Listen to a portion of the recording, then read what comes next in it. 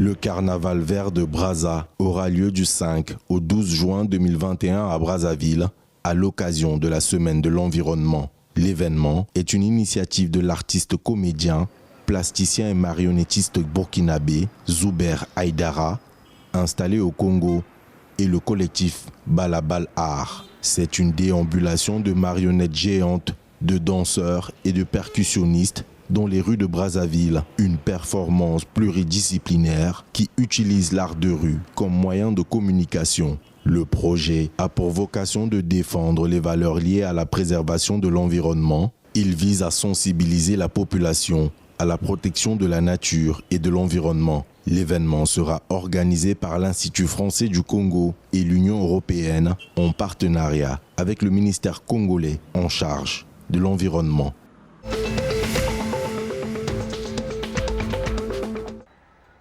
Le ministère gabonais de l'enseignement supérieur a annoncé aux responsables et aux secrétaires généraux des universités d'État qu'il est désormais interdit de procéder au recrutement direct, quel qu'il soit, dans les établissements dépendant de son département ministériel. Selon une note signée du secrétaire général du ministère de l'enseignement supérieur, les établissements exprimeront leurs besoins pour la période 2022-2024. Ainsi, les besoins de recrutement doivent parvenir au secrétariat général du ministère de l'enseignement supérieur au plus tard le 5 juin 2021. Pour l'année 2021, il est prévu dans la loi de finances de recruter 2187 nouveaux agents au sein du ministère en charge de l'éducation nationale pour une masse salariale en hausse de 8,9 milliards de francs CFA.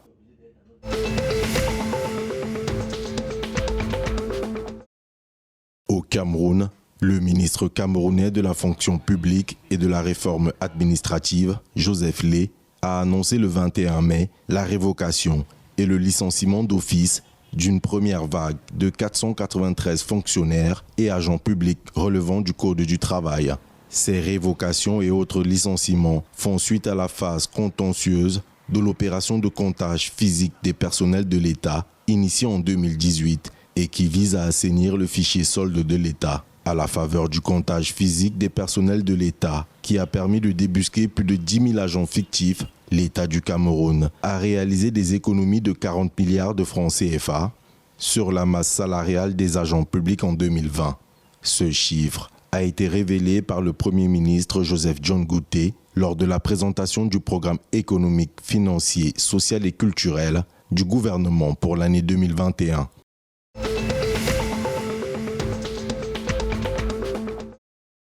Le président de la République démocratique du Congo, Félix-Antoine Tshisekedi Tshilombo, a décidé d'interrompre son séjour en Europe afin de retourner dans son pays le dimanche 23 mai 2021.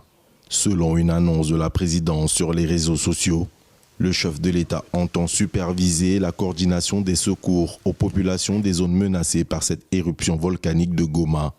Par ailleurs, le chef de l'État témoigne toute sa compassion et son soutien à la population locale et l'invite à faire preuve de prudence et de solidarité face à cette catastrophe naturelle. Le gouvernement congolais a décidé d'un plan d'évacuation de la ville de Goma à l'issue d'une réunion en urgence tenue samedi 22 mai 2021.